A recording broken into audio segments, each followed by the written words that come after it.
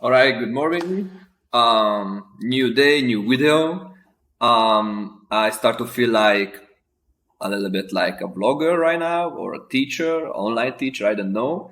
But here we go. The very first thing when it comes to ship your car that you have to decide if you want to ship it enclosed in an enclosed trailer or on an open trailer. The key difference is the price and the protection. So when it comes to ship your car enclosed, that's the safest way, but the most expensive way as well. This is the safest way because your car is protected from any outside stuff. So from rocks, like for example snow, weather conditions, dirt, anything like that, because it's inside the trailer. And it's more expensive because they can take less cars, usually two, and the pickup process takes longer because they have to play with limited space and they have to be very, very careful during the strapping down that they are not leaning onto a car or they are not touching the car. So that's why it's a little bit more complicated.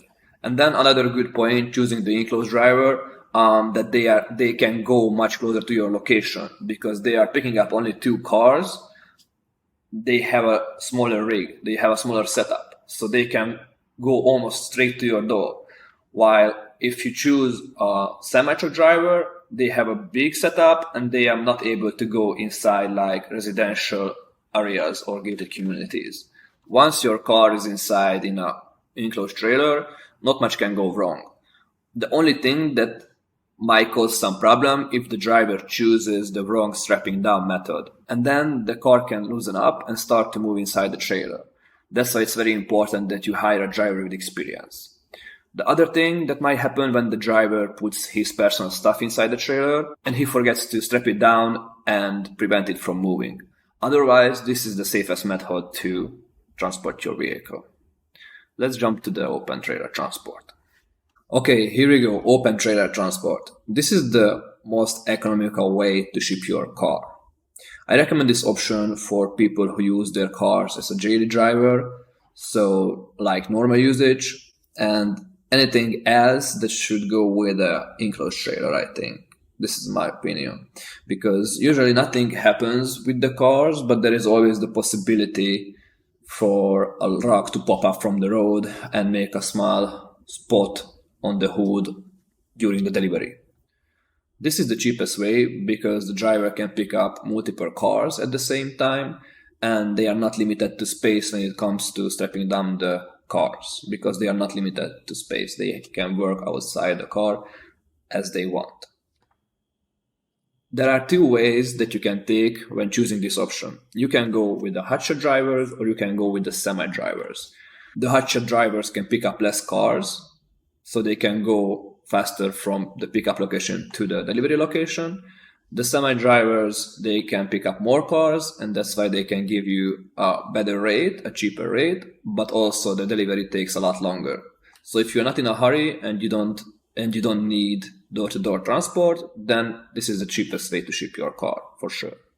Most of the damage happens when the driver chooses the wrong strapping down method, as I mentioned it previously, and let me show you right now what I mean by that. Okay, I'm not making this up, but this is from an actual broker's website, and this shows exactly how much they have no idea what they are doing.